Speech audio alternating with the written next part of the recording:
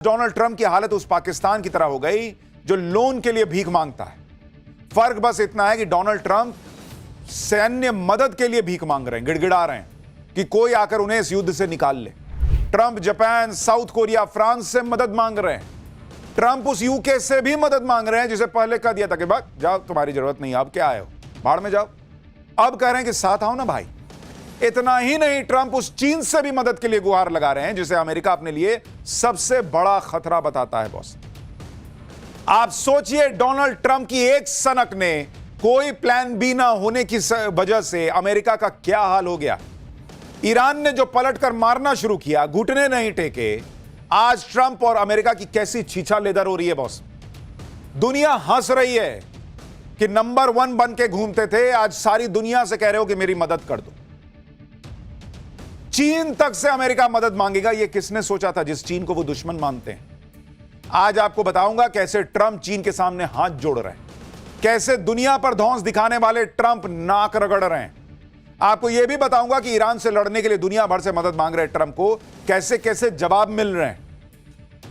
आपको दिखाऊंगा कि उधर ट्रंप की हालत खराब है, इधर नरेंद्र मोदी ने कैसे अपना गेम सेट किया है। भारत के जहाज कैसे स्ट्रेट ऑफ हॉर्मुज से निकल रहे हैं, भारत कैसे डिप्लोमेसी कर रहा है, और उस डिप्लोमेसी की दुनिया में चर्चा है कि भारत के जहाज कैसे आ रहे हैं। बॉस, यानी नरेंद्र मोदी ने बीच युद्ध में फिर खेला करके दिखाया है। भारत के लिए यह क्या खबर है, आपको यह भी बताऊंगा। युद्ध में जो जो हो रहा है उसका ट्रेलर दिखाऊंगा। दुबई में क्यों बम फट रहे हैं, समुद्र में क्या हो रहा है, ट्रंप कैसे घुटनों पर आ गए हैं, और ईरान कौन सी नई मिसाइलें दाग रहा है जिसने अमेरिका को नचाकर छोड़ दिया है। सब दिखाऊं, उससे पहले एक झलक देखिए।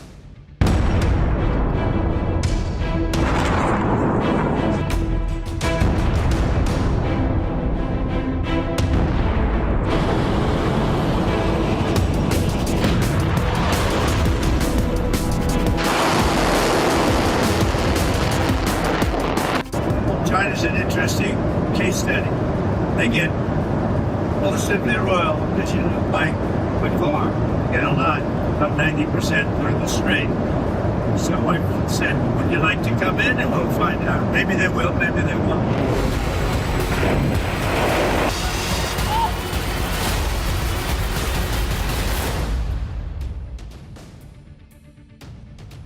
जब डोनाल्ड ट्रंप ने ईरान पर अटैक किया था, तब यह सोचा नहीं था कि ईरान के पास एक ऐसा कार्ड है जिसकी कोई काट ही नहीं, और यह कार्ड है स्ट्रेट ऑफ हॉर्मुज, जिसे बंद करके ईरान ने ट्रंप का पूरा खेल बिगाड़ कर रखा हुआ है।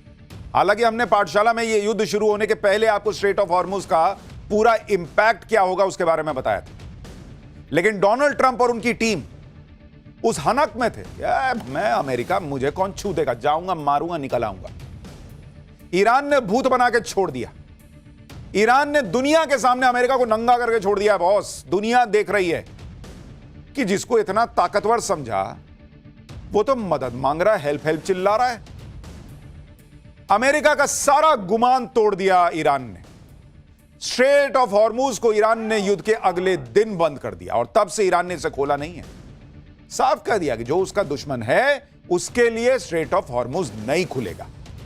और इसी के साथ ट्रंप के साथ बड़ा कांड हो गया, क्योंकि हार्मुज स्ट्रेट खुला नहीं, सप्लाई रुकी हुई है, कच्चा तेल $100 के पास चला गया। दुनिया में हाहाकार मच रहा है, दुनिया बाप बाप कर रही है, और ऐसा बाप बाप कर रही है कि अमेरिका को बाप मानने से मना कर दिया है कई देशों ने। ईरान कह रहा है कि वो हार्मुज स्ट्रेट दुश्मनों के लिए खोलेगा ही नहीं, कच्चा तेल चाहे $200 क्यों ना चला जाए। ट्रंप पे दबाव बढ़ता जा रहा है। लोग सवाल कर रहे हैं कि खुलवाओ यार स्ट्रेट ऑफ हॉर्मुज, तुमने बंद करवाया है, तुम्हारे युद्ध की वजह से हुआ है, तुम्हारे वजह से हम फंसे हुए हैं, खुलवाओ इसको। लेकिन हॉर्मुज स्ट्रेट खुलवाना अमेरिका के अकेले के बूते की बात ही नहीं लग रही। वो ईरान को नहीं झुका पा रहा, कैसे स्ट्रेट ऑफ हॉर्मुज खुलवा देगा। इसलिए ट्रंप ने कहना शुरू कर दिया कि वैसे तो हमने ईरान की मिलिट्री कैपेसिटी तबाह कर दी, लेकिन उनके लिए समंदर में ड्रोन भेजना और माइंस बिछाना आसान है। क्यों भाई, तुम तो कहे थे, मैंने उनका पूरा ड्रोन फोड़ दिया, उनका सब कुछ तहस नहस कर दिया। अब ये ड्रोन कहां से आ रहे हैं? कागज का प्लेन बना के उड़ा रहे हैं क्या, कागज का ड्रोन बना के? इतना झूठा ये आदमी है ना, इसलिए इस पे भरोसा नहीं कर रही दुनिया।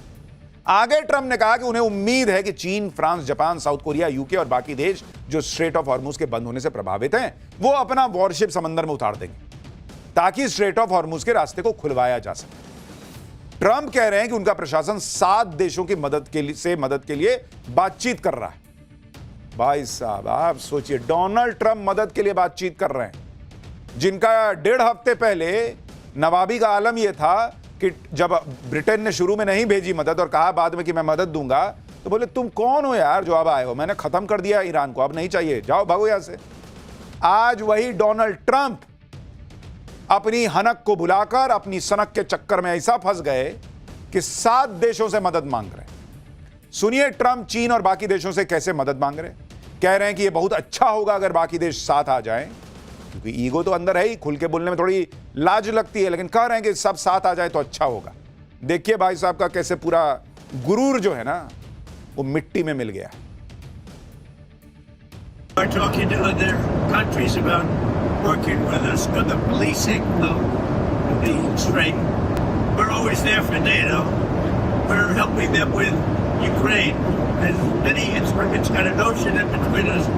It'd be interesting to see what country wouldn't help us with a very small endeavor, which is just keeping the strait open. And by comparison, it's small because Iran has very little firepower left. China's an interesting case study. They get all the simply royal, which you know, by quick farm, get a lot, about 90% through the strait. So I said, would you like to come in and we'll find out. Maybe they will, maybe they won't. Other countries should help us. आप सोचिए Donald Trump और America की हालत कितनी खराब होगी कि उन्हें अपने दुश्मन चाइना से भी मदद मांगनी पड़ रही कि भाई तुम आओगे साथ में। युद्ध करने से पहले तो ट्रंप ने किसी ने इससे नहीं पूछा, तब तो आपने इन देशों से नहीं पूछा कि भाई मैं जा रहा हूं। अब जब वहां फंस गए तो कह रहे हैं कि भाई तू मदद कर दे, तू मदद कर दे, तू मदद कर दे। इसे आकर खत्म करो, ये कह रहे हैं इस युद्ध को। एक तरफ तो ट्रंप कह रहे हैं कि ईरान खत्म हो चुका है, सरेंडर करने वाला है, दूसरी तरफ दूसरे देशों से मदद भी मांग रहे हैं। लेकिन कोई भी देश ट्रंप की युद्ध वाली सनक में कूदना नहीं चाहता। यहां तक कि जो अमेरिका के पुराने सहयोगी हैं वो भी इसमें नहीं पड़ना चाहते। भाई ट्रंप ने स्ट्रेट ऑफ हॉर्मुज खुलवाने के लिए जो कहा उसे यूके ने तो साफ साफ ठुकरा दिया कि भाई हम नहीं कूदेंगे इसमें। ब्रिटेन के पीएम कीर स्टारमर ने कहा कि वो अपने वॉरशिप स्ट्रेट ऑफ हॉर्मुज में नहीं भेजेंगे। कमाल की बात यह कि एक हफ्ते पहले ही ट्रंप यूके का मजाक उड़ा रहे थे। एक हफ्ते पहले ट्रंप ईरान पर जीत के ऐलान के साथ कह रहे थे कि उन्हें यूके की मदद की कोई जरूरत नहीं। आप सोचिए, यूके वो देश है जो अमेरिका का अहम साझेदार है, जो अमेरिका की कई लड़ाइयों में उसका साथ दे चुका है, कूद चुका है साथ। इराक युद्ध में भी ब्रिटेन ने अमेरिका का साथ दिया था। लेकिन अब ट्रंप पर किसी को भरोसा नहीं। ट्रंप उसी तरह उतावले हो रहे थे जैसे हेरा फेरी फिल्म में, आपको याद है, परेश रावल, पैसा आया नहीं था लेकिन सबको बुला लिया था, तू भी लेके जाना, तू भी कर ले, तेरा कितना उधार है, लेके जाना, लेके जाना। बाद में सबको बोले कि नहीं भाई मैं दे नहीं पाऊंगा। डोनाल्ड ट्रंप का वही उतावलापन दिखा कि मैं जाऊंगा, मार के चलाऊंगा। आज की डेट में दुनिया हंस रही है। सबसे बड़ी बात यह है कि दूसरा क्यों कूदे ट्रंप के युद्ध में। भाई दुनिया कह रही कि युद्ध लड़ने गए थे, हमसे पूछ के गए थे, तब तो धमक दिखाने के लिए युद्ध में कूद पड़े कि मैं अमेरिका हूं। युद्ध करवाकर दुनिया की 20% ऑयल सप्लाई रुकवा दी।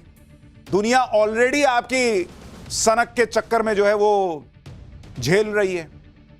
अब कह रहे हैं ट्रंप सबको कि तुम भी अपनी अपनी नेवी लेके आ जाओ। लेकिन कोई भी ट्रंप की बात नहीं मान रहा।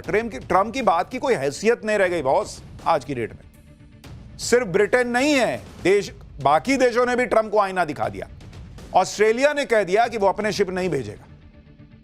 जापान ने भी शिप भेजने से मना कर दिया है। जर्मनी ने भी मिलिट्री इन्वॉल्वमेंट से इनकार कर दिया है। जर्मनी ने कहा कि ईरान की वॉर से नेटो का कोई लेना देना नहीं है। ग्रीस ने भी कह दिया कि वो किसी मिलिट्री ऑपरेशन में शामिल नहीं होगा। साउथ कोरिया ने कहा कि ट्रंप की रिक्वेस्ट को रिव्यू करेंगे। यूरोपियन यूनियन की तरफ से कहा गया है कि इस पर विचार कर रहे हैं। मतलब कोई भी डोनाल्ड ट्रंप का साथ देने को तैयार नहीं है, अमेरिका का साथ देने को आज की डेट में तैयार नहीं। और करो भिखारी पाकिस्तान से दोस्ती और चटवाओ अपने तलवे मुनीर से। जैसे उसको कोई इज्जत नहीं देता, वही हालत आज की डेट में डोनाल्ड ट्रंप की हो गई। कोई इज्जत देने को तैयार नहीं है। ऐसा नहीं है कि ये देश स्ट्रेट ऑफ हॉर्मुज के बंद होने से प्रभावित नहीं है जो मना कर रहे हैं, लेकिन ये देश बाकी विकल्पों पर विचार कर रहे हैं और सीधे सीधे युद्ध में कूदने से बच रहे हैं, क्योंकि उनको भी समझ में आ रहा है युद्ध में घुस तो जाएंगे, फिर निकलेंगे कैसे। और उनके यहां भी तो पब्लिक पूछेगी कि तुम क्यों जा रहे हो, ये तो बताओ। ट्रंप ये दावा कर रहे हैं कि वो कई देशों से बात कर रहे हैं, अच्छा रिस्पॉन्स मिला है। और इसी हफ्ते कुछ देशों से मिलकर एक गठबंधन का ऐलान कर सकते हैं जो स्ट्रेट ऑफ हॉर्मुज में उतरकर जहाजों को सुरक्षित निकाले। एक तरफ ट्रंप प्रशासन माहौल बना रहा है कि जल्दी ही बाकी देश साथ आ जाएंगे। अब देखिए क्या होता है, हो सकता है आ जाए, लेकिन अभी तो कोई नहीं आने को तैयार हो रहा। दूसरी तरफ ट्रंप धमका भी रहे हैं। ट्रंप कह रहे हैं कि नेटो को स्ट्रेट ऑफ हॉर्मुज खोलने में उनकी मदद करनी होगी। अगर अमेरिका के सहयोगी देश हॉर्मुज स्ट्रेट खोलने में मदद नहीं करते हैं तो नेटो का भविष्य बहुत बुरा हो सकता है। यानी ट्रंप को समझ ही भी नहीं आ रहा क्या करूं, धमका के देख रहे हैं, प्यार से बोल के देख रहे हैं, सब कुछ करके देख ले रहे हैं। अब यह धमकी कितना काम करेगी, अमेरिका के सहयोगी देश अपना रुख बदलेंगे, ये तो अगले कुछ दिनों में पता चल जाएगा। लेकिन आज की डेट में अमेरिका की घनघोर बेइज्जती हो रही है। स्ट्रेट ऑफ हॉर्मुज को खुलवाने के लिए ट्रंप इस कदर बेचैन है कि वो चीन से भी मदद मांगने में जुट गए। जब अमेरिका के सहयोगी देश ही साथ नहीं दे रहे तो चीन क्यों मदद करेगा? चीन तो मजे ले रहा है कि तुम मुझे घेरने निकले थे कि ईरान को फोड़ देंगे तो चीन को नुकसान होगा, स्ट्रेट ऑफ हॉर्मुज बंद हो गया तो चीन को तेल नहीं जाएगा। चीन को ऑलरेडी तेल जा रहा है, रशिया से वो अलग तेल ले रहा है, तेल निकल गया अमेरिका का। तो जिस चीन को तुम घेरने चले थे वो तुम्हारे साथ क्यों आएगा? चीन को तो अमेरिका अपना सबसे बड़ा खतरा बताता है।